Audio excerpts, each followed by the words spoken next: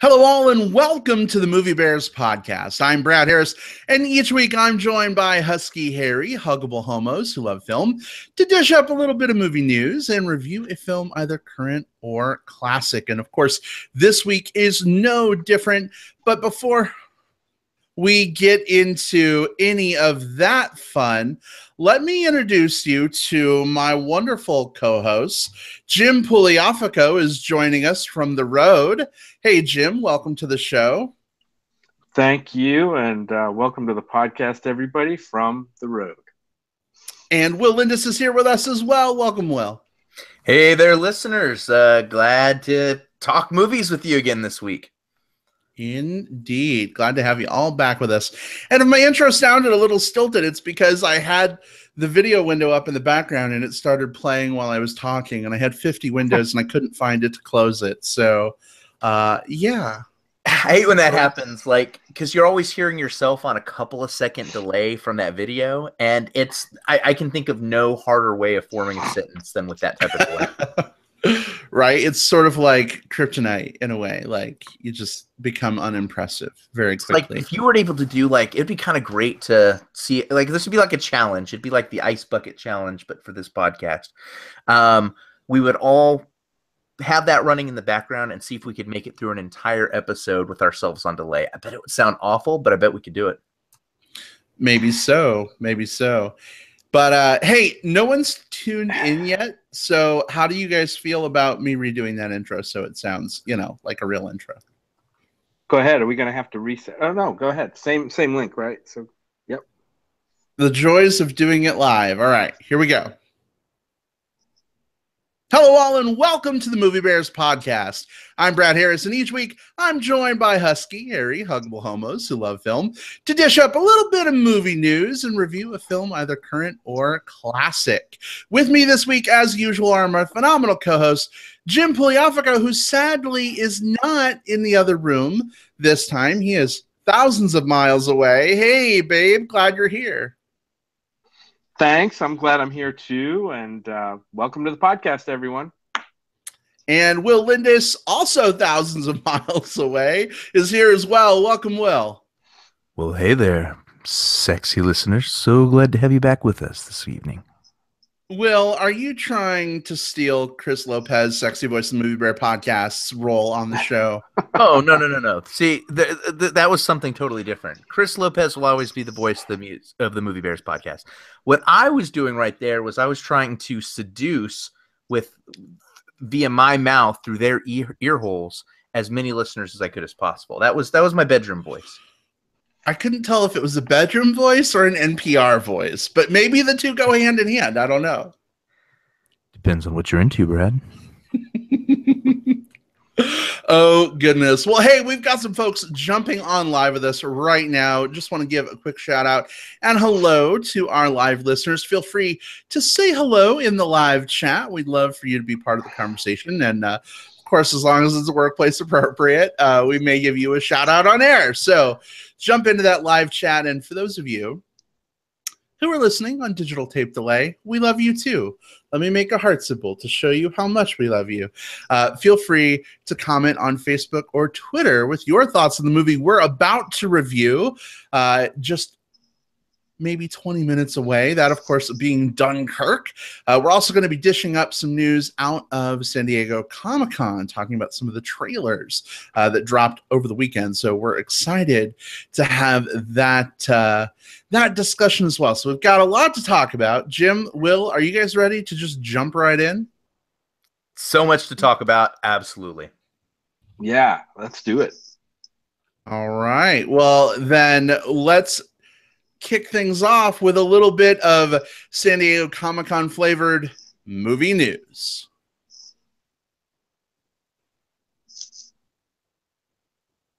All right, so a lot of trailers dropped over the course of San Diego Comic-Con. This is our first chance to kind of catch up as the triumvirate of the Movie Bears podcast and talk through some of these trailers. But real quick, just a quick shout out to Sammy from Denver, who's with us in the live chat.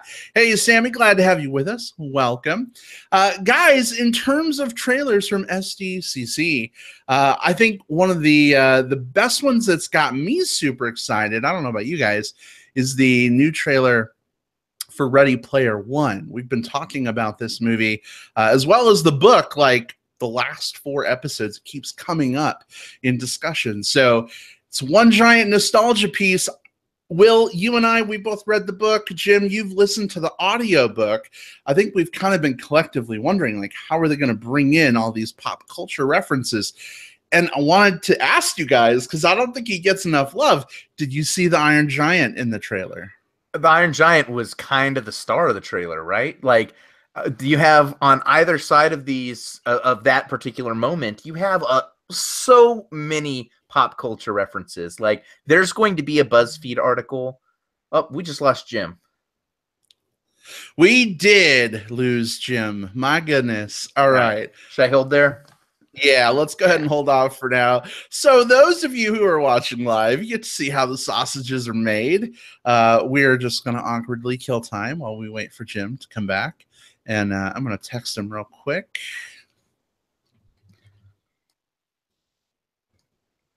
This might be around the time of the night where the other people in the hotel are downloading all of their hotel porn. As a former guy that used to travel all the time for work, I know how much that sucks. Indeed. But can't they all just use Tumblr on their phones via their cell signal? Do they have to crowd the Wi-Fi's with dick? I mean, come on. But that's the thing. Like, I have a feeling like, and this is a generalization, okay? But like, I feel like as a whole, like kind of bear community, like our folk, the average amount of tech savviness is probably like a smidge higher than kind of like the average person, just, you know, pick a random person off the street, right?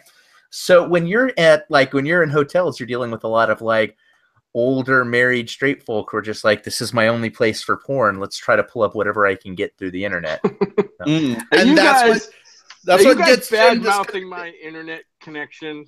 We're not bad mouthing it. We're commiserating. We understand what it's like to be on the road and have to connect, to have your podcasting signal interfering with Xtube and all of those other different sites like that. Like, they're all kind of intermingling on the hotel's wires. Yeah. It would be interesting. Ashley Madison.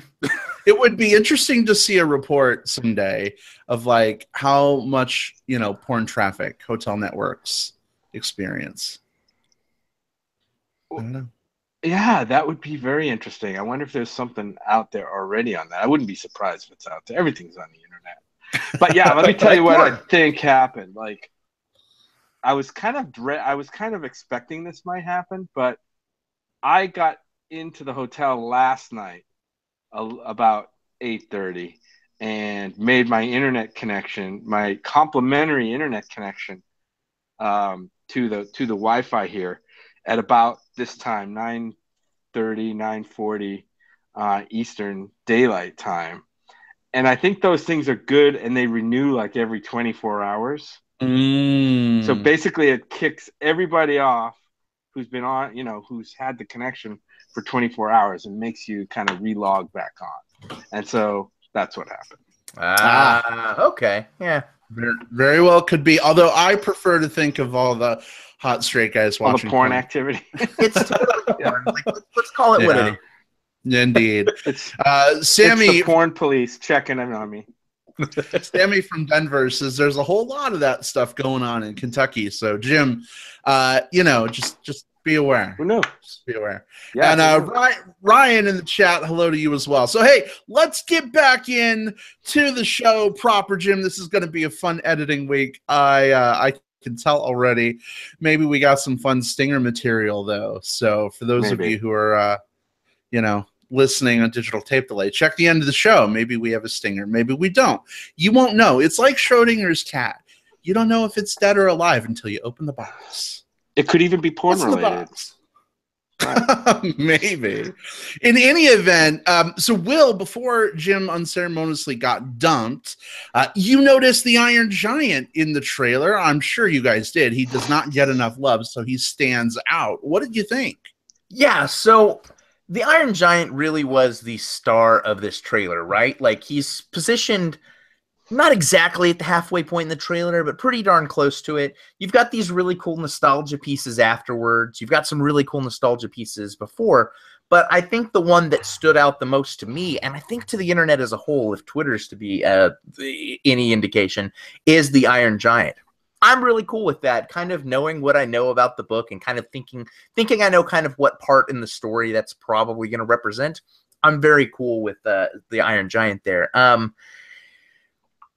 And speaking of the whole like internet reaction, you're right. Like this is one that I think is going to be probably the most divisive of the trailers we're going to talk about. Not necessarily amongst all of us, but I'm seeing people absolutely in love with this trailer, and I'm seeing a lot of other people who are just burning Spielberg and anything video game related at the stake right now, and nothing in between. It is such a war zone in terms of this trailer. For me, I kind of fall mostly on the positive. I mean, this is a nostalgia piece. So if you're going to get upset about nostalgia in anything, this isn't the right place to do so. That's the purpose of this film. Without it, this film doesn't exist. And you know what? I think nostalgia gets a bad rap. Sometimes it's fun to think about things that we enjoy and relive them. There's nothing wrong with that. I especially enjoyed the Pure Imagination remix that was played as the score for this. I love the frenetic pace. I love the fact that there's going to be a BuzzFeed article, if there isn't already, with the 87 things you missed in the Ready Player One trailer. The one thing that I think maybe dampened me a little bit, and again, it's a trailer, so whatever. Some of the CGI felt a little more intrusive in this. Like sometimes when you watch something with really solid CGI, you almost like forget that that's what you're watching.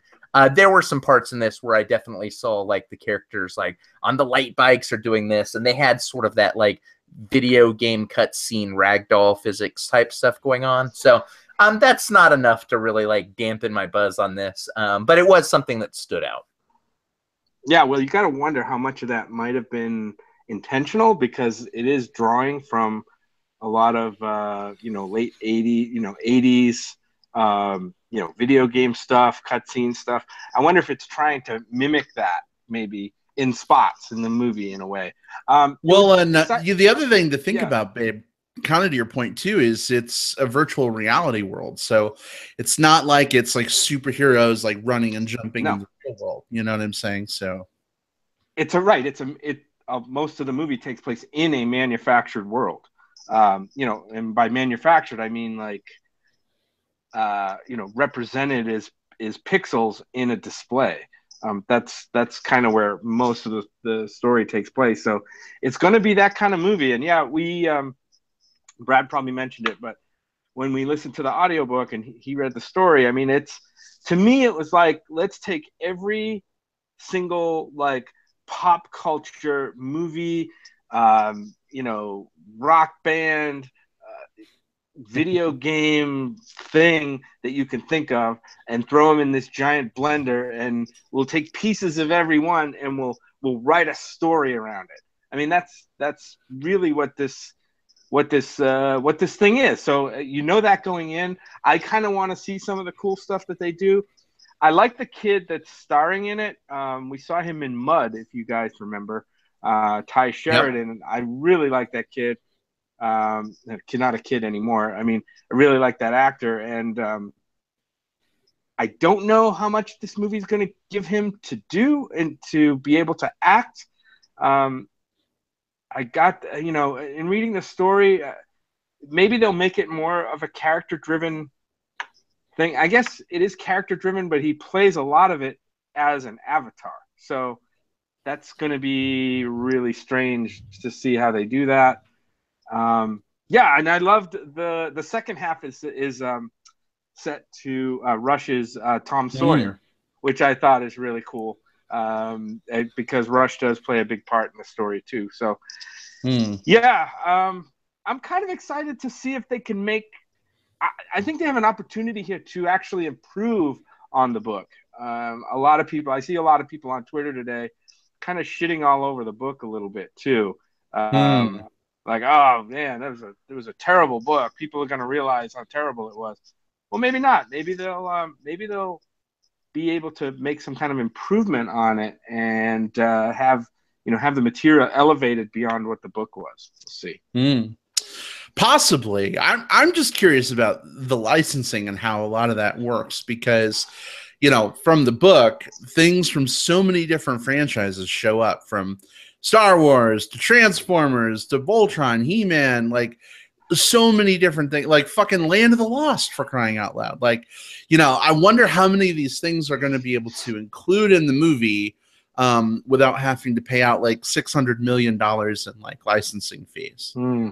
I imagine that you're going to see some of those things replaced by other things, just because of the nature of, these guys wouldn't step up to the plate and pony up for their property, but these other similar ones do. So, no, maybe we don't see the Transformers, but maybe the GoBots appear, something like that, Speaking of Transformers, like, you mentioned kind of the role that Ty Sheridan was going to have in this.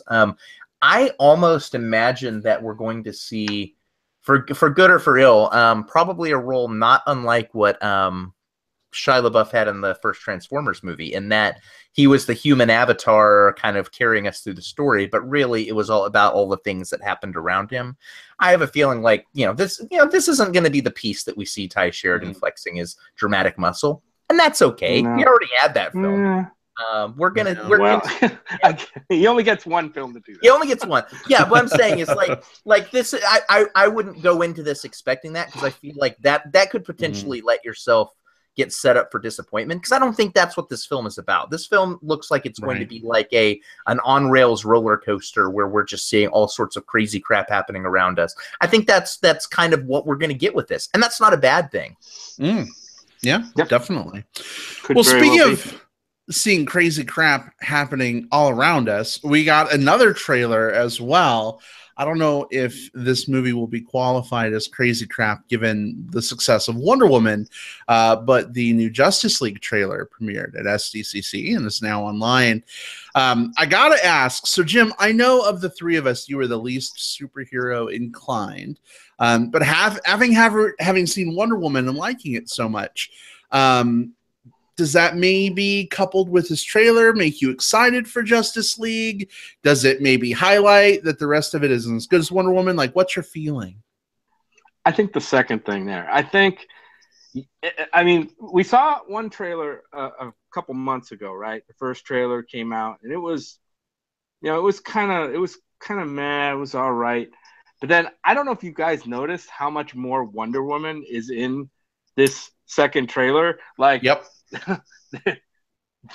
They definitely know, what's working for them and what's not. So she's featured quite a bit. I think like the whole first minute.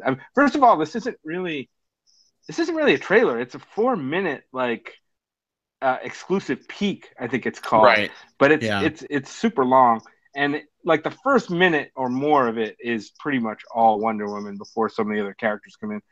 I don't know. I'll keep an open mind. I'll see it. I'll keep an open mind. If this can do for me what Wonder Woman did, I'll be happy. But it does seem a little bit like a watered down Wonder Woman kind of movie. And I hate to say that because there is room for those other characters.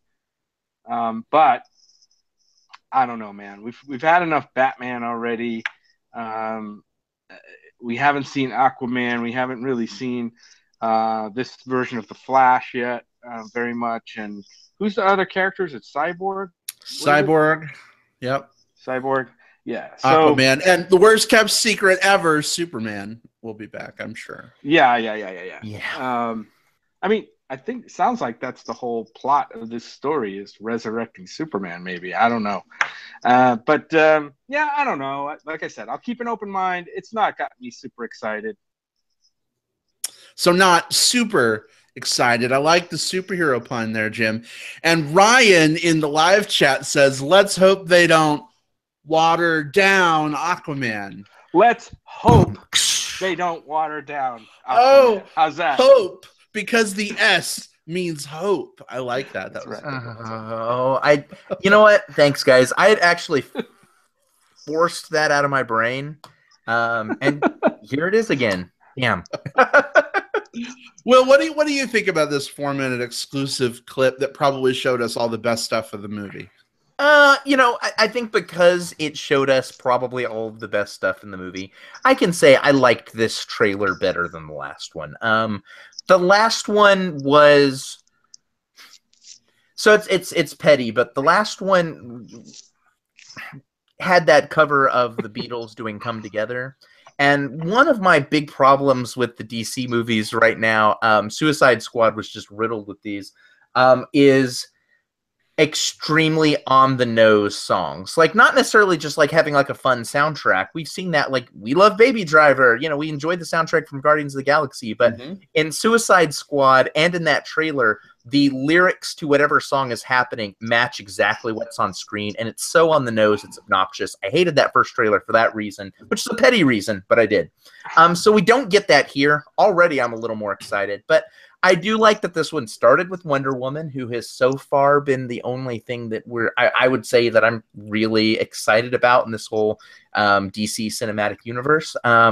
We got to hear a fun little pun where they say no protectors, no lanterns, no Kryptonians, sort of like making a jab at the Green Lantern. I didn't catch stuff. that. Yeah. Well, normally Green Lantern is one of the Justice League members, and they obviously didn't include him. And there's a whole mythos for what that character does in this world, but they're distancing themselves from that. They are very much distancing themselves from that, which is a shame because I like that character a lot, but I did not like what they did with him. But I do like that we got to see, in addition to seeing so much Wonder Woman, we got to see Cyborg doing stuff. We didn't really. He was shown in the previous trailer, but it was like you would see like a cut of him just like running with something, or a cut of him just like doing something emotional, but that was it. We actually got to see him interact with characters and like show us that he's probably going to be a part of this story. We got to see so much of Flash's humor in this one, and I think I kind of like it, with the caveat that if the rest of the tone of the film is really dark and he's the only one quipping, I might have the same tonal issues that we talked about last week with War of the Planet of the Apes, where you have one comedian character amidst a bunch of dreary other characters. So I like what I see in the trailer, but I reserve the right to withdraw that if he becomes obnoxious in the finer stuff. Yeah. Who's that, Aquaman or Flash? Flash. Aquaman looks like he's going to throw a few barbs out there, too. Get it? Barbs! Oh,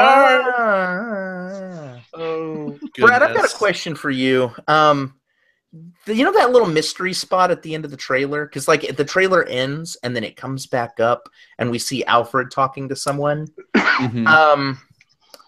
What do you think that is? Oh, come on. It's totally Superman. Right. Yeah. And, yeah. And how did that make you feel? I don't care at all. Like, they should have just made a Justice League movie without Superman. And that kills me to say, like a Valyrian steel dagger through my White Walker heart. Because Superman is like my favorite DC character. But at this point, like, I don't want Superman like anywhere near like Justice League. I don't know. That's probably a very unpopular opinion. This Superman doesn't resonate with me that much. I think there was a real opportunity in Batman v Superman to set this up well and maybe fix some of that. But spoilers for Batman v Superman, he dies at the end of the movie. And then it's like, there's a little thing at the end that indicates maybe he's coming back. And it's like, well, of course he's coming back.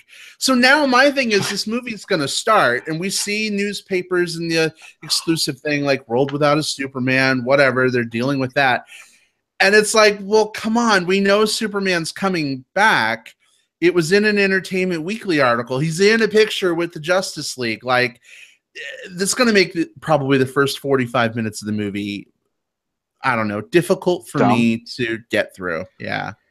There's like two possibilities that could come up, and Steve and chat kind of throws this one out there. Maybe they'll throw us a loop and it won't be Superman. Do it, DC. And like, that's one of the two ways they could go. I think the obvious thing here is it's Superman, and if that's the case, this is a stupid thing to put in a trailer, because you're teasing a mystery and you're doing it so obviously that all you're doing is deflating any chance of us being excited or surprised if Superman does show up because of this scene here with Alfred obviously talking to some mystery person. That said, if it does end up being someone else, I feel like I'm also a little disappointed there because what they're doing there is intentionally fucking with the audience. Like they're saying, oh, I bet you think it's Superman. So instead it's this other person. And then in that case, they're using their trailer, some sort of like meta mind game thing. I feel like they should have just not included this at all because I don't think there's an outcome that I think benefits the end story to have this little teaser, this little stinger at the end of the trailer. But that's just me. Do you guys, as comic fans and comic movie fans, feel that DC? Well, here we go. That the DC universe is kind of rushing to Justice League a little bit easily. Oh, for sure. Yeah, no question. I don't know like the progression of the Marvel universe before they got to Avengers. Like they didn't have a movie for every Avenger either.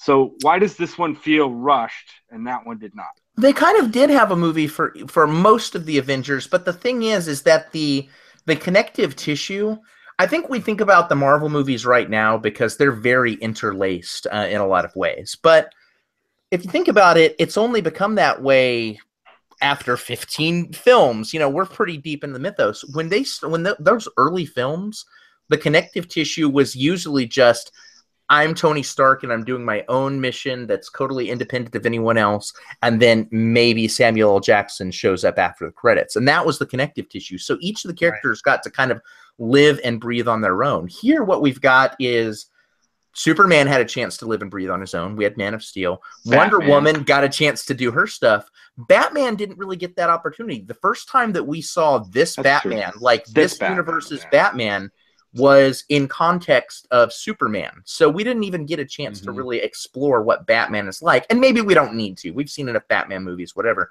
But now we've got Aquaman and Flash and Cyborg just sort of showing up. They are very much rushing to catch up with what happened with the Avengers. Right. You know, the writing's kind of been on the wall for that for a while. I think if they really want to succeed, they'll stop chasing, and a lot of companies are doing this. Universal with their monsters is chasing Marvel's tail. Marvel has found a formula that's successful because they were kind of the first ones out the gate to do it.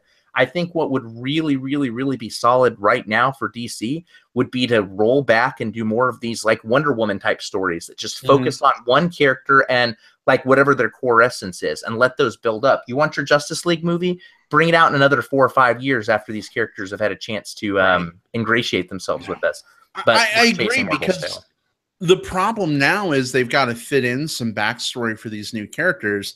And we see it in this exclusive thing, right? Like we see Victor Stone on the football field, like ostensibly before he gets injured and his dad turns him into Cyborg. We see Barry Allen like visiting his dad in prison because his dad's in prison for, you know, suspicion of killing his mom, if it's true to comics, right? So like, not only does this have to be a Justice League movie where the heroes are coming together and fighting an extra, you know, alien threat or whatever, but now you've got these new characters that they have to introduce as part of the action and the story that's building up. And I mean, maybe they'll do it well and it'll surprise me. But I think each time we have to have a little, here's the origin story of Aquaman. Here's the origin story of, like, it's just going to kill the momentum. But who knows? Maybe the movie's going to be incredible and we're all worried for nothing. They're going to show each thing with a montage of screenshots. Like so I don't walk out of theaters. I don't. Like, that is my thing. I do not stand up and walk out of theaters. I pay my money. I will sit through the whole thing. But if we get a musical montage introduction to each character a la Suicide Squad again, if that's like, if that's what we get to like see each of our characters, it's gonna test you. Just half out. Test you. I'll come into the episode and be like, hey guys, let's review the first third of this movie. Oh goodness. Well, speaking of thirds, we have one more thing that we wanted to talk about coming out of San Diego Comic-Con, and we'd be remiss if we gave the bulk of our time to Justice League. So let's switch gears and talk a little bit about Stranger Things 2. I know it's TV related. You're like, I tuned in for a movie podcast. But honestly, the first season was like an 8-part movie, right? So it counts. I think maybe it's something a we're lot of all things. excited about. I'm sure a good number of our listeners, like we're all like, Stranger Things was a fairly popular series. I think most of the people listening are going to be like okay with us talking about this one. All right. Well, then what do you guys think on this one? Will, why don't you kind of weigh in first here, given what you thought of the first season? Are you super pumped after seeing this trailer? Are you on the fence? I am, and some of that is sort of resting on the shoulders of my feelings for the first one. I think up until I watched FX's Legion, which to me just kind of demolished the competition, Stranger Things was my favorite like new show from last year. I enjoyed so much of how this story blended some of like old elements with new. That damn song by Survive, that score, has been just like such a part of like my brain chemistry for the last year.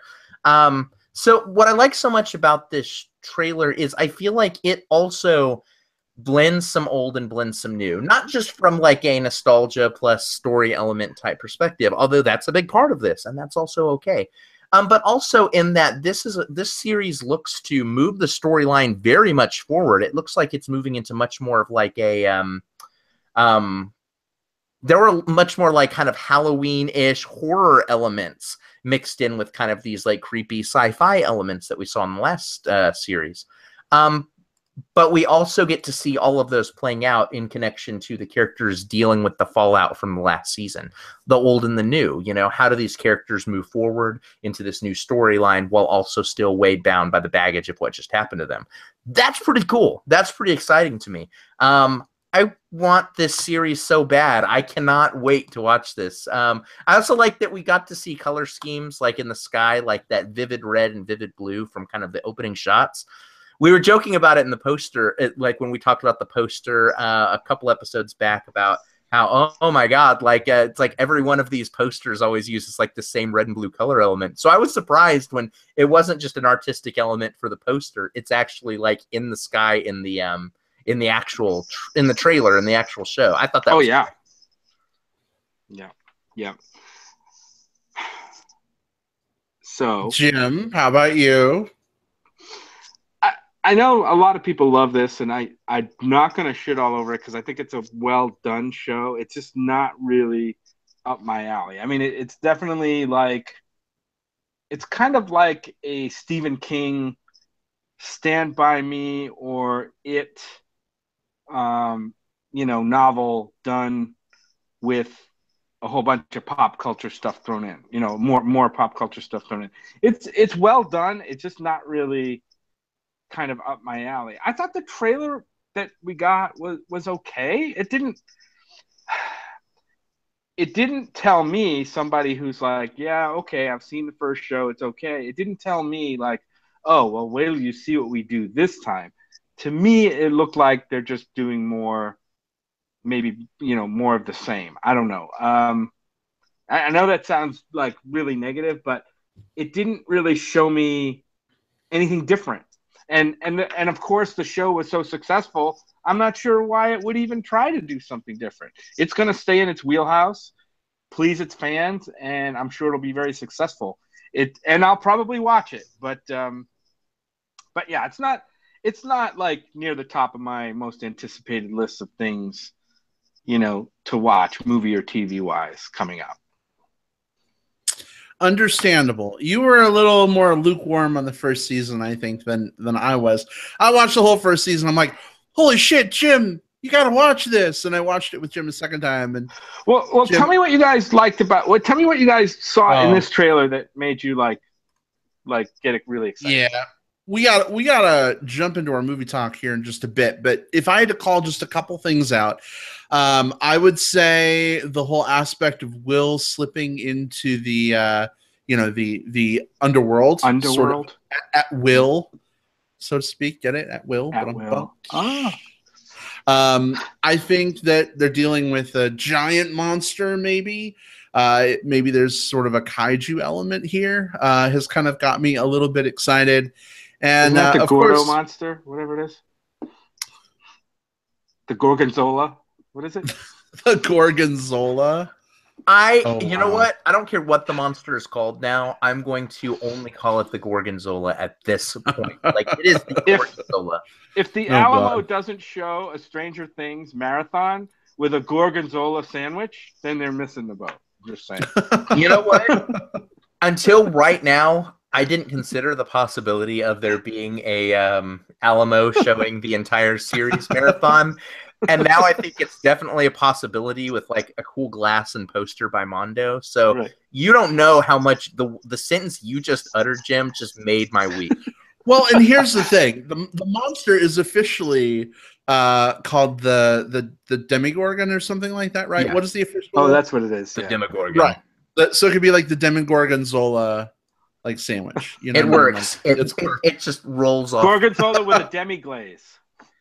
You're really right about the Will thing. I think that's the thing that has me most excited. Will was a character who didn't have a lot of screen time, even though he was an important presence in the first season. And this time, like this season looks like it's going to really play with the ramifications and the consequences of the first season, both from the mental health of the Winona Ryder character, from the relationship of the boys, from the things that's going on with Will, to what the hell happened to 11. Like, there's a lot of different things that the last season left us with, and we're getting to. I saw breadcrumbs for a lot of those things in this trailer. So, as someone who is excited about the first season, I feel like what excited me about this trailer is the fact that it looks like it's moving several storylines forward. Yeah, absolutely. Yeah. I mean, we talk about it doing potentially the same thing and still being okay based on its previous success, but I'm interested to see what it does with those plot elements moving forward, because I don't think this is the kind of series to just rest on its laurels. They have a very tight story to tell, and they want to do it in 3 seasons. So, I mean, this is the second act of a 3-part story. So I have a feeling a lot's going to happen. Steve in chat. Go ahead, Jim. Go ahead. I was going to say, Steve in chat says it's going to stay with the 80s theme and doing Empire Strikes Back sequel vibe. I'm sure it'll have a darker vibe. And, you know, with you mentioning the trilogy aspect of it, Brad, and Steve mentioning that potential darker vibe, I'm kind of wondering, like, I feel like that's probably a pretty true statement. Yeah, that's exactly what I was going to bring up. And thanks, Steve, for mentioning that. I had been hearing up until this trailer that, oh yeah, this season's going to go much darker, and you know it's going to go to really some dark places. And I know the first season did a little bit too, but I expected to see more of that in this trailer. They definitely didn't play that up. It didn't look much darker to me than what we got in the first season. Maybe you guys see it differently. That's possible, but it just didn't come off as a lot darker to me. Well, we'll find out this October. It's just a few months away, so coming up fast. Well, guys, we've got a whole movie to still discuss, and I think now is probably a good time to do it. Are you guys in agreement? I don't think we want to shortchange this one. No, let's hit the beach.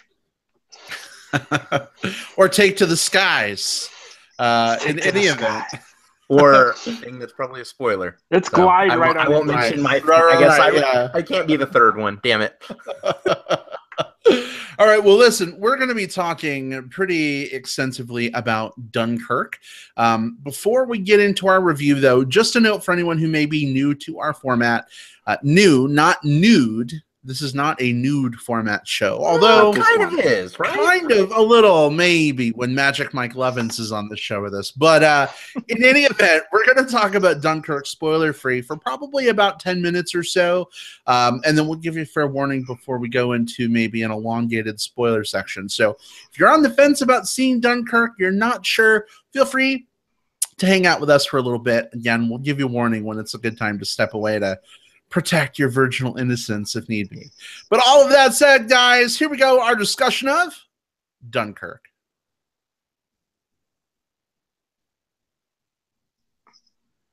All right, so spoiler-free, of course. Will, maybe you could give us a little bit of setup for this film and some initial thoughts. Is this worth checking out? Maybe passing? What do you think? Yeah, absolutely. So I guess let's start with the description. I like to steal these right off of IMDb because half the time they're good. Um, Allied soldiers from Belgium, the British Empire, and France are surrounded by the German army and evacuated during a fierce battle in World War II. Which I think is pretty accurate from a plot perspective. So this is the latest film by Christopher Nolan, who I think at this point is definitively a household name. This is the guy that gave us things like Inception and Interstellar and the Dark Knight trilogy and The Prestige. This is a filmmaker who, I don't care what subject he makes a film about, if his name is attached to it, it's probably going to be the big opener that weekend. And part of that is because Christopher Nolan has an extremely high-minded technical eye when it comes to film. He loves the format. He loves releasing films and the theatrical experience with like 70 millimeter or 35, 70 millimeter, like IMAX. Like, he wants to make sure people show up in the theater and see this stuff live. He also likes playing around with like storytelling elements and things along those lines. And I'll say that historically, I've been maybe slightly recently lower on him. I had some concerns with like Interstellar in terms of the way that it dealt with its human characters and the relationships found within. And I feel like any of those concerns that I may have had coming into Dunkirk were completely and immediately dispelled. In fact, I was thinking coming into this episode, it's almost a shame that our top films of 2017 so far episode happened prior to Dunkirk, because I feel like this one would have been in my top 3. This film tells 3 stories, 3 stories at once. It's sort of a vignette type story. Each one told in different ways and different timelines, and that's kind of the technical wizardry that he holds here. But I think more importantly than all of that, I think he really nails sort of the human element here, specifically by not dwelling on like these big concept human relationship things. That's not what Nolan is really good at. Instead, this film plays out much more like a disaster movie than a war movie. The things happen all around these characters, and they're sort of pitted against the war, pitted against the elements, pitted against each other, just to survive. And in doing so, without having any like kind of grandiose type scenes, we get to fall in love with these characters, or at least I did. I love this movie. I saw it in a 70 millimeter here in Austin, and I was very glad to have done so. It's a beautiful print. This is a beautiful looking film. It's also under 2 hours, which is surprising for Nolan. This film really could have been 2.5 hours. And I'm glad it wasn't. This is tight, concise. It tells exactly the right story. I would be shocked if when we do our year-end top movies, if I'm not talking about this one again. I love this movie, and if you're going to see this movie, and you're probably going to go see this movie, you need to go see it on the biggest screen possible. It is gorgeous. I love this movie. So really big recommend from Will. Excellent. And we've got some comments in the live chat. It looks like you're not alone, Will. In fact, our good friend Nakia is with us. Hey, Nakia. Glad to have you here. Hey, Nakia. Good to see you. Hey, Kia. Nakia says it does all that in 107 minutes without much dialogue, which is kind of crazy given how much character drama and development there is here. So I'm sure that's something we're going to return to a little bit. But Jim, did you feel similarly to Will, or where do you come down? Yeah, I definitely feel similarly to Will. I really love this movie for a lot of the same reasons you did, Will. I was so excited to see this movie, not because it's a Christopher Nolan film. I'm kind of lukewarm on Christopher Nolan's films, to be honest, up to now. I know he's done some great films, but a lot of his stuff doesn't really super resonate with me. But I was really excited to see this on 70 millimeter film here. We're lucky enough to have had it at the Loft here in Tucson on, I think it's still the biggest screen in Southern Arizona or something like that. It's not IMAX, but it's a big screen. It's 70 millimeter projection, brand new renovated theater, which was awesome. So I was really excited for that because I hadn't seen a 70 millimeter projected film in, I can't tell you how long. I didn't go to the, was it a Hateful Eight roadshow thing or any of that stuff. I think it was like in the 80s, the last time I saw a 70 millimeter projected film. So it was a real treat for me. And this film is, I mean, perfectly suits the medium because it's like one of those epic scale movies that you would see from like the old times. Like before this movie, I think they showed a trailer for Lawrence of Arabia. Was it, Brad? I don't remember. But this movie reminds me a lot of Lawrence of Arabia, like these sweeping shots that it has, some fantastic cinematography, like jaw-dropping stuff in there. And you don't see that anymore in movies that aren't like CG generated. And it's not static. A lot of it, this movie is very frenetic. There's a lot going on. Will, you mentioned the 3 interlaced kind of vignette stories, if you want to call them that. My favorites were the air battle scenes. I love that stuff. Just some of the shots they got, you just got to kind of wonder how the fuck they put that 70 millimeter camera equipment into aircraft and make them do, make those shots look the way they do. But it's like you were there, like in the cockpit in these kind of dogfights between the British Spitfires and the German planes, bombers and stuff. My only problem with that is, well, we'll get to that in spoilers, so I don't want to do that. But that said, I mean, I love this movie for what it gave me, and like the tension throughout this movie was fantastic. I mean, a Nolan movie with this much tension built into it, right from like the very first scene to the last scene. And I think that's probably why it's 90 minutes. I don't know if we could have stood for 2.5 hours of that kind of tension, but it was very palpable in a lot of spots. You didn't know what was going to happen. Yeah, I mean, really great stuff. My only thing is this movie, like emotionally, I think Nolan, I don't know if he doesn't go for it or he tries to go for it, but he just doesn't know quite how to pull it off, is to give his movies more emotional resonance. I think there were some scenes in here where I think I was supposed to feel a lot more than I did. And we'll talk about them in spoilers because I don't want to give them away now. But it left me feeling a little cold at the end. Still felt like I had been through an experience, but not at the drama level that I think he may have been going for. But still, fantastic movie. I recommend. Will, go see this on the biggest screen you can. Yeah, I want to talk about that too, that feeling of cold at the end, because I think it's a little intentional, and I think we can maybe talk about why. But sure. 2 big recommends from both of you so far.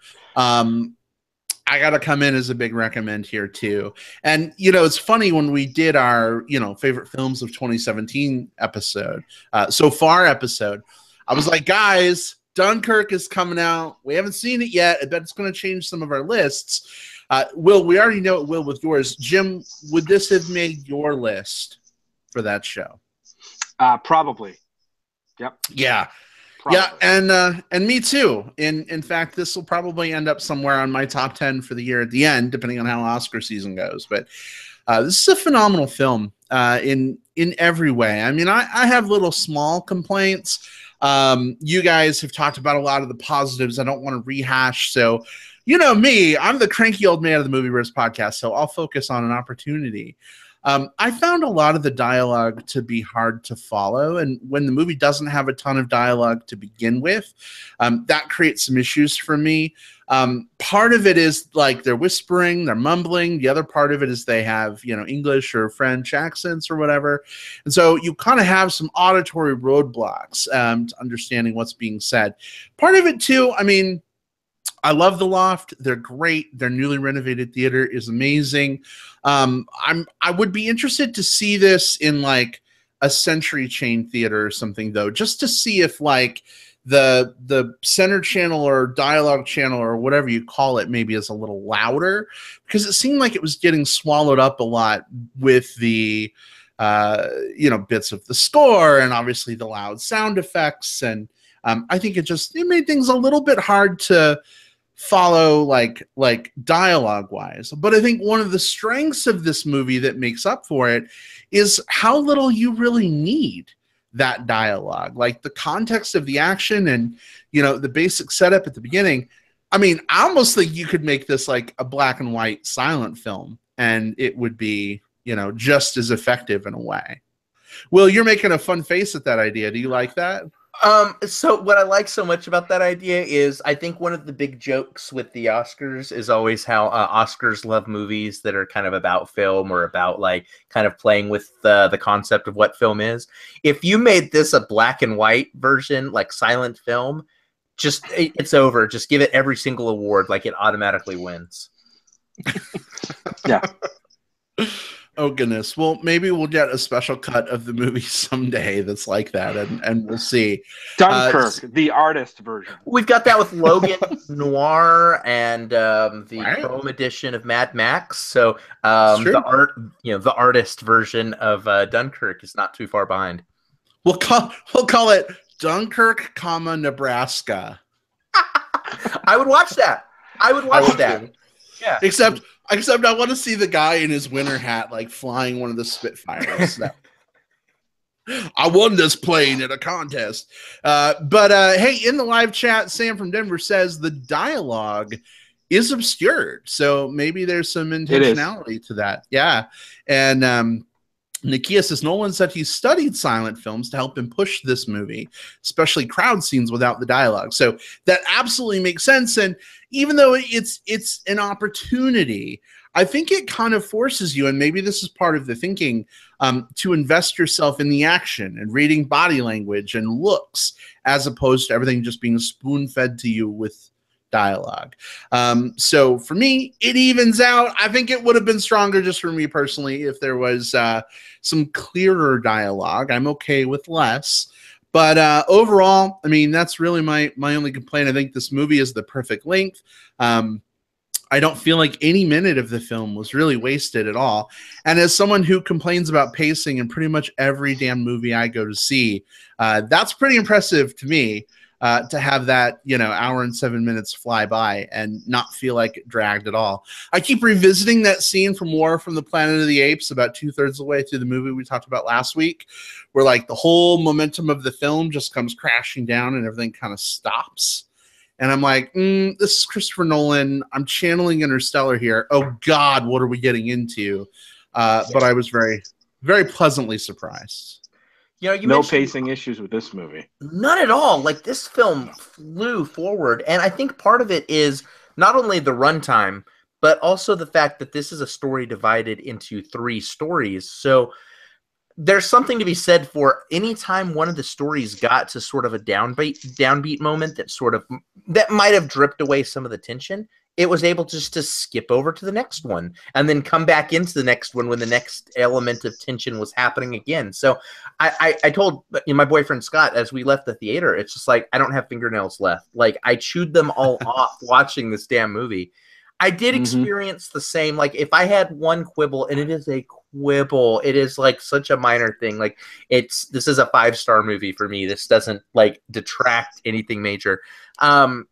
I had the same audio mix issues in my theater, which means that I think that it's not just you. I think it's the mix for the film itself. There were a couple of points where I couldn't hear the dialogue, and like most of the film doesn't have dialogue, and that's fine. But when there is dialogue, some of the times it was overpowered by the score or by the kind of like the crashing and the gunfire and stuff like that. And I'm okay with that. I like the dialogue didn't like add so much to the story intentionally that it needed to be there to make sense of things. But at the same time, there were a couple moments where I'm just like, wait, shit, what did that guy just say? Exactly. Yeah. Exactly. And that's a takeout moment. That takes you out of that scene of the movie. If you have to do that's kind of drops you out of that scene a little bit. And that's a shame. I'd rather almost not have the character spew any dialogue at that point. Then I don't have to wonder about, hey babe, what did he just say? Or wishing there were subtitles. You know what I mean? Yeah, I mean, that's the thing. Sorry, I was just looking at the chat here for a second. I mean, that's the thing.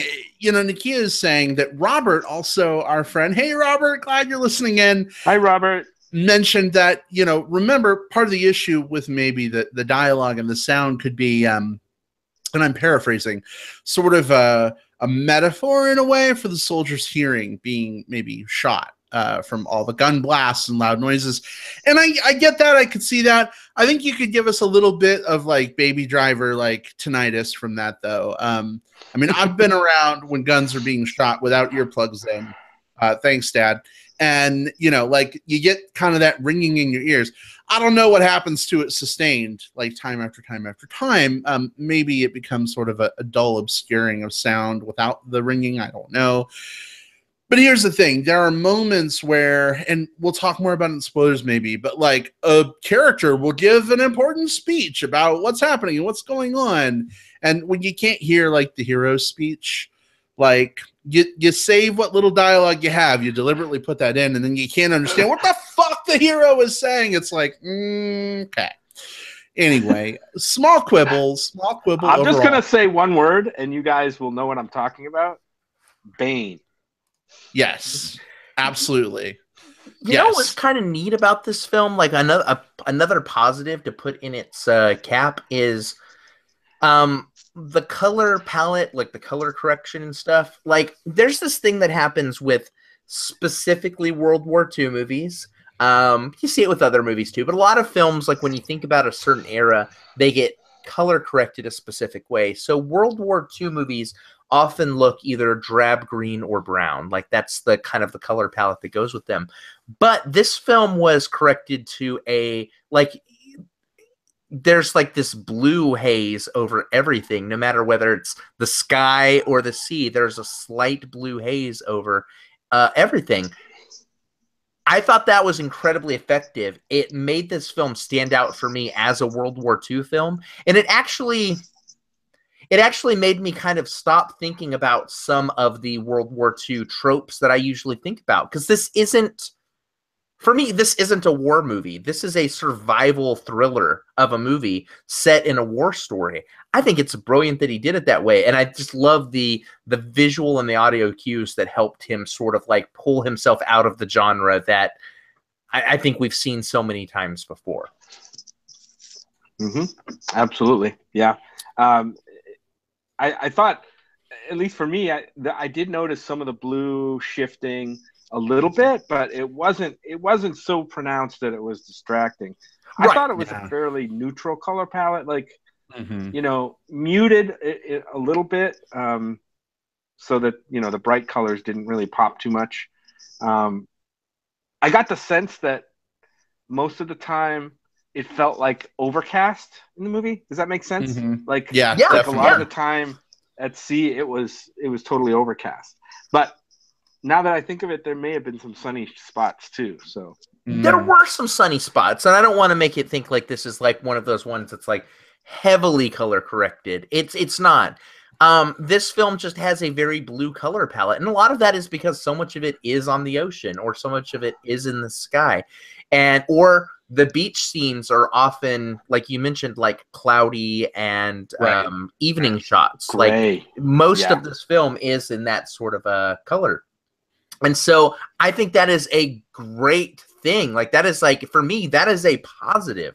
This is an aesthetic for this type of film that we don't see, where I'm so used to seeing the exact same war movie looking the exact same way. And then you start to think about all of the tropes of a war movie and start to think about them in those when you're brought into that same color palette. So just because of the way it was shot and the way that he used color so pronounced in this film, it made me look at this film kind of with fresh eyes. That's great storytelling. Well, now that we know that blue is the warmest color, we'll probably see more movies doing this. Yeah.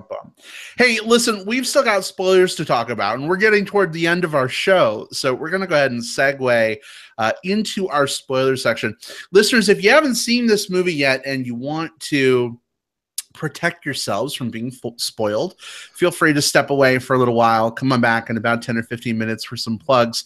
I want to give a shout out to Robert in the chat room, who says he's going to put Dunkirk on his list to go see now after hearing our initial thoughts. So, Robert, that's exciting. We definitely hope you enjoy it as much as we did, for sure.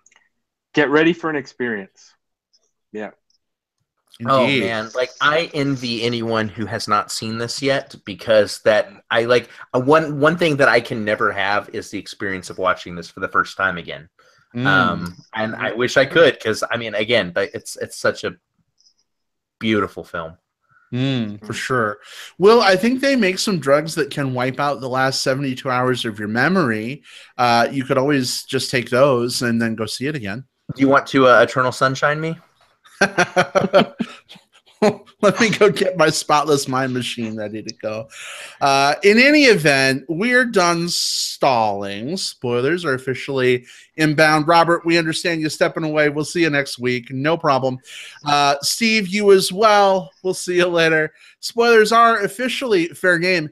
And Jim, I want to return to your Bane comment, because there were several points where it's like, Batman, how much fuel do I have left in my gauge, Batman? Yeah, I know. And I get why they did that. Of course, he directed both movies, right? With the same actor. Mm-hmm. Yeah. In the same, the same thing. They had to have had several jokes about that on set. He's like, remember that thing you did with Bane? Do it here. Do it right here. Christopher, I mean, maybe I'm projecting too much on him, but I don't picture him as much of the Nolan himself, the joke about that on set type. But probably Tom Hardy, yeah. Yeah. I'm sure. Yeah, that was strange. But that to your point about, and I don't want to bring this up. I won't bring this up again. But I think just the sound design on this movie, other than the dialogue, which, as Robert pointed out in the chat, may have been intentionally kind of muted to draw attention away from dialogue and more about the experience. But the rest of the sound design was phenomenal. Like, you were there. I know one sound design Oscar is going to this movie. I guarantee it right now. I would bet anybody a week's pay that's going to happen, but because it's spectacular, like the bullets whizzing by, the bombs. I mean, I knew I was in for a treat of a movie. There was a scene on the beach, the first bombing on the beach, when the first bomber comes across, and he's laying on the beach, and you could see kind of this long shot at ground level of these bombs, like exploding on the beach, getting closer and closer and closer. And I'm like, holy shit, this is putting me in the movie. And that's quite a thing these days. We see a lot of movies, and it's to make that much of an impression, I think speaks a lot to the capabilities of this movie. And it's not just the sound design, although I 100% agree. Like, I was shaking my head during that, not because I disagreed, but because I absolutely do not want to take you up on that bet. This is one of the best sound editing things that I've heard this year, but also the visual editing on this. This is 3 stories told in unison, and there is so much symmetry between the shots. Like, this is a remarkably intentional and well edited film, and I appreciate that just from an artsmanship. Like, if I'm paying my money to go see a film, and spoiler alert, like, I do that a lot, we all do, all 3 of us do, I want to see something that has like that mastercraft of quality on all angles, and to see something that is so meticulously put together, that tells me that this is a very deliberate story that's being told a very deliberate way. I think that if you disassembled this film and told it in 3 vignettes, one after the other, it would be nowhere near as impactful as this film edited the way it was. Case in point, we're in spoilers. The first time that we see Cillian Murphy in this film is sort of post stress, right? Like, this guy is like, he has PTSD. He's shaking. He's shivering on this crashed vessel. He is brought on board, and things go from there. Later in the movie, we cut over and we see him in a much more calm, cool, collected perspective, because we get to see he was the guy that was on the life raft saying, like, no, you're gonna have to, we'll come back for you later. We'll come back for you later. So it was nice seeing like kind of like a flash back to where he was at, because the timelines of the three stories hadn't synced up yet. And that was more impactful, seeing him like much more collected, because we'd already seen him as this basket case through the rest of the movie. That's great storytelling. And at no point does someone come out and say, look at how he was before and look at how he is now. We're just supposed to pick this up. Yes, that's what I want out of movies. Oh my God, I love this so much. Well, it's interesting. Sometimes I complain about how like certain movies don't go far enough to help you sort of like put certain pieces together. Maybe they're trying to be a little more artsy than like for their own good, and it makes things really confusing. So initially in this movie, I was getting kind of confused, because I'm like, wait a second, like this moment that happened in the plane, because bear in mind, I went into this movie really knowing nothing but the title and having seen the trailer. So I didn't know there were going to be these like 3 interwoven vignette type things. So I'm like trying to follow the action as it's happening. And so I'm like, all right, so this plane just flew over this boat with another downed plane, and he's trying to get out. Okay, cool. And then all of a sudden, like, we're on the boat approaching a plane with this guy trying to get out. And I'm like, wait a second, what? And then it clicked for me. And they didn't have to like hit me over the head like super heavily handed. They didn't have to be super artsy fartsy with it necessarily. It just, from the context of what was going on, you were able to pick it up. And it felt so awesome to sort of come to that realization on my own, without sort of being spoon-fed, if you will, if that makes sense. Yeah, I mean, the movie almost seems like the movie itself takes place over maybe the last day or two of the Dunkirk, the Battle of Dunkirk. At least that's the way it seemed to me. Now, I was reading a little bit about it, as I'm sure a lot of people did after seeing the movie, not being a historian and knowing a lot about the Battle of Dunkirk. It lasted about 8 or 9 days. So this looked like it kind of took place maybe in the last couple of days, because the movie does end with the evacuation, I think, or of most of the Allied troops. Mm-hmm. So that was odd. There were a couple of scenes at night, and then the rest, I think, were during the day. So it almost could have been one day, but I think it was at least a couple of days. So I question that a little bit, just from a timeline perspective, because obviously we're seeing things like out of time a little bit, right? Like out of sequence. Right, good word. Because it's like we flip to like a boat sinking at night, and the refugee guys who stowed away trying to like get to another boat. But then it's like back during the day when the Spitfires are flying. And then, so I don't know if any of that was actually split like over a couple of days, or if it was like a day and a night with them getting back like the next morning or something. Some of it was split over. And so they gave us in each of the section titles kind of the time frame for the stories. The Mole, which was the section with the British guy and the French guy, that story took place over 1 week. The Sea, which was the part where the civilian vessels were coming in, was set over 1 day. And then Tom Hardy in the plane, that was 1 hour of time from start to finish. And so we have a compacted storyline and a stretched out storyline all blending into one another. In fact, you even get like, even outside of that, there's some clues along the way. Like in the 1 week story in The Mole, we have a section where they're on the kind of the pier area, and they're saying they've just initiated the civilian ships to come out. And this is already like halfway through the movie, where we've already seen the civilian ships come out. So at that point, the storylines hadn't quite synced up yet. They only really sync at kind of key points towards the end, where kind of the climaxes of the story, all like the 1 hour story, the 1 week story, and the 1 day story, a lot of their climaxes hit around the same time. And that's masterful if you really think about it, to balance 3 stories over 3 time periods and have them hit their crescendos at the exact same point. Like, I'm in awe of this storytelling. I want to talk a little about the ending of the film, though, because what I loved so much about this movie and about the ending of it is a lot of this film is sort of about, like, thematically or whatever, like, or at least my takeaway from it is that a lot of the experiences and the stories that these people are going to tell based on their experiences are so wildly divergent from the experiences that happened. They're shaped so dramatically by what happened.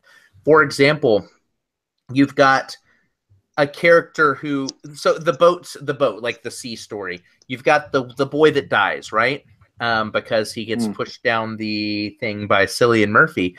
The first time the father and the son lie to Cillian Murphy at that point and say, no, he's fine. Everything's fine. He's okay. Which is sort of to preserve his sanity, because like they can see this guy's already about to snap. So they've bent the truth one way for him, and then they sort of bend it the other way back, and, you know, kind of like going to the article and like he was this great hero of Dunkirk, which, yes, he died doing this thing, but they stretched it one way. And it was interesting seeing that story told a different way. Same thing with the mole story, as we have there at the end, the 2 soldiers sitting on the train, and their experience of the whole thing was failure, right? Like they're thinking, like, we fled, like, people were dying all around us. We had to go through all of this stuff. Like, we failed.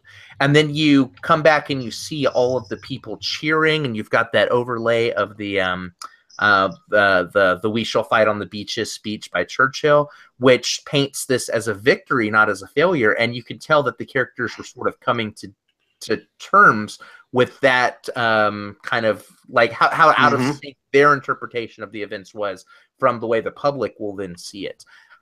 There's so much to unpack in that, just thematically. And again, Nolan doesn't come out and say, like, you know, hand out these like really thick like speeches. That was the problem with Interstellar. He explained his movie at the end of the movie, and in here he doesn't. He just lets us walk away from it and kind of think and ponder what happened to these characters and why they felt the way they felt as they went through all of these things. Again, masterful to storytelling. Right. Interesting at the end too. He leaves it open to interpretation on how the Tom Hardy story ends up. Tom Hardy manages to land his fighter safely on the beach, and what looks like, you know, surrenders to the German troops at the end. Which, by the way, I think is the only time during the movie we actually see a German soldier. I think it's like the last couple seconds, and you see it even then only in silhouette. But it's obviously Germans. You can tell by the helmets, and, you know, it leaves it open as to whether, you know, Tom Hardy will survive this, or he'll just be executed, or whatever. You know, a hero, or maybe even a hero that doesn't even get any, you know, fanfare, right? Because the plane is burned, he's gone. It's kind of a touching thing. I mean, he did a lot of heroic things in that plane. And like I said, that was my favorite part of the story. And you're right. Nolan didn't have to come out and explain that and give us kind of a definitive answer on what happened with the Tom Hardy character. Bane will be back in Dunkirk 2. Don't worry, Jim. We'll find out what happens. Dunkirk 2. This time it's Funkirk. I know you German soldiers think you have me, but you don't.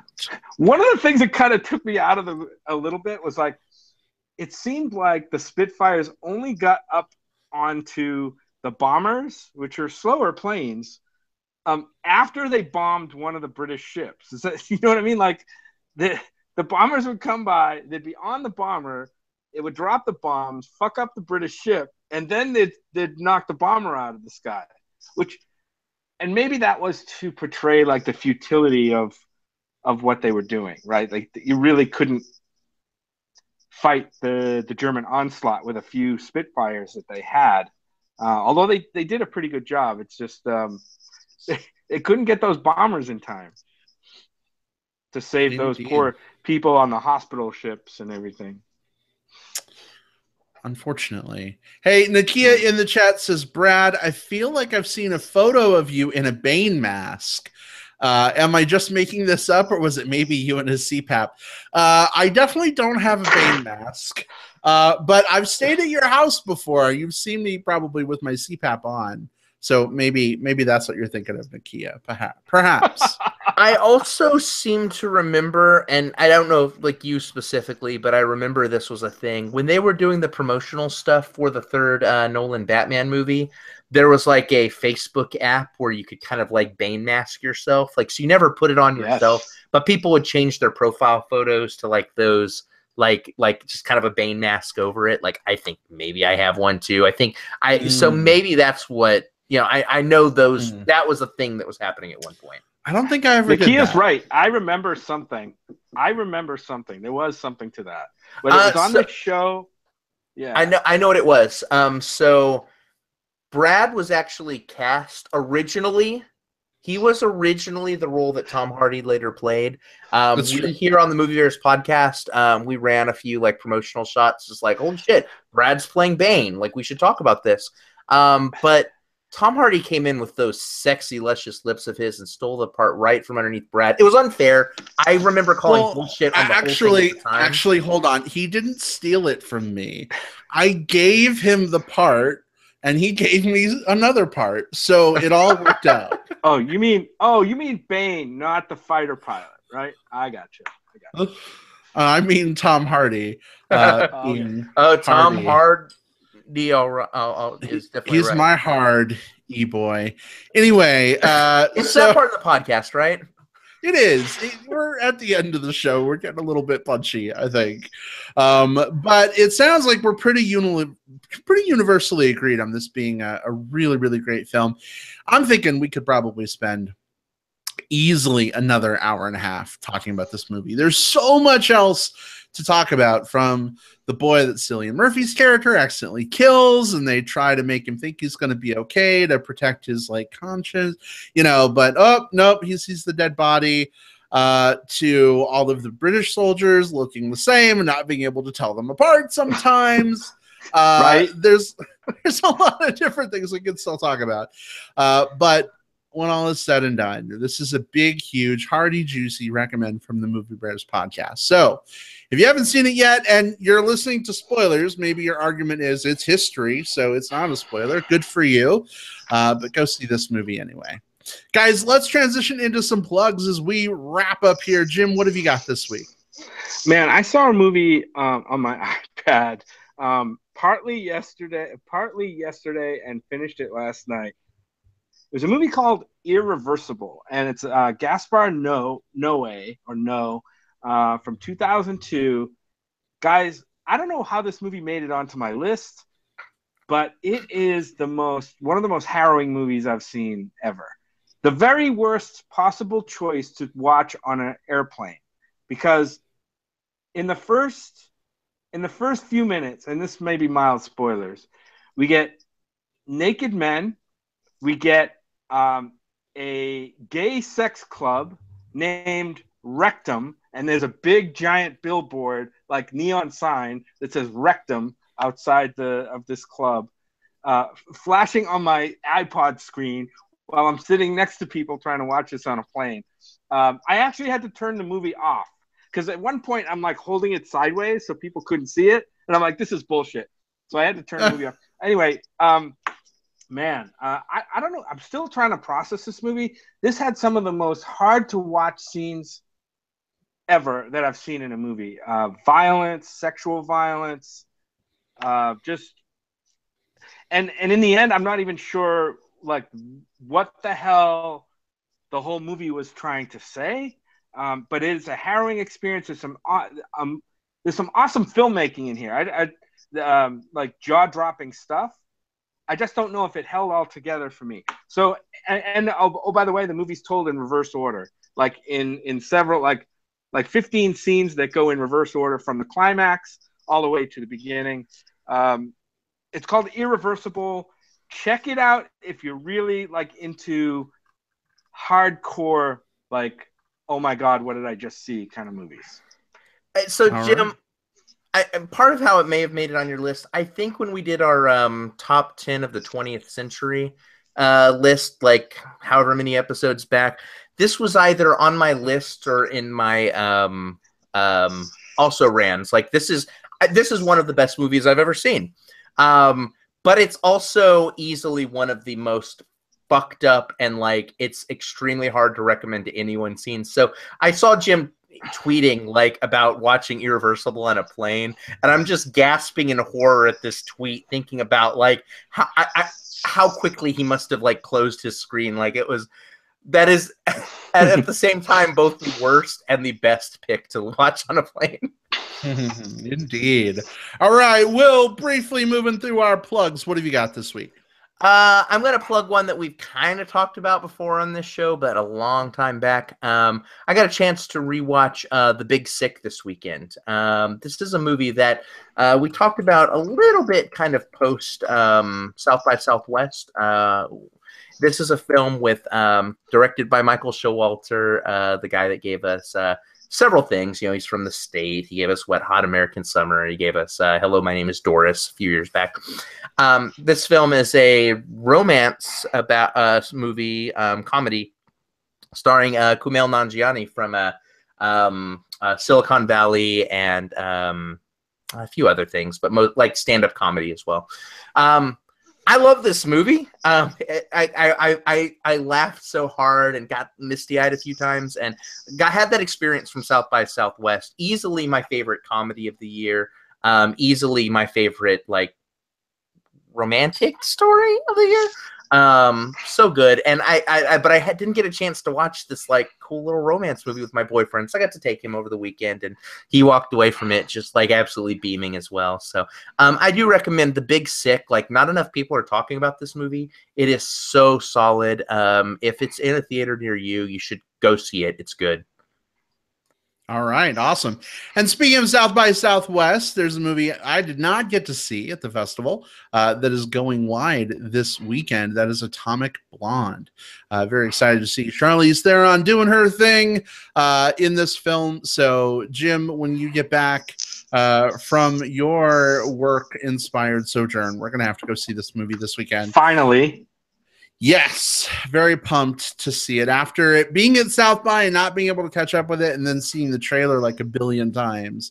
I'm ready. I'm ready to finally see the actual movie. So if you like Charlize Theron and you like action movies and cool 80s soundtracks, definitely go check this movie out. But guys, that wraps us up for this week. Real quick, if our listeners want to get in touch with you boys offline, online, how can they do so? Jim, where can they find you? On Twitter at JJP Out West. All one word, at JJP Out West. All right, awesome. Will, how about you? All right, just swipe right, boys, and unlock those private photos. No, please don't. So the places you can find me are Twitter. I'm at Whatever Cove. My post sometimes there.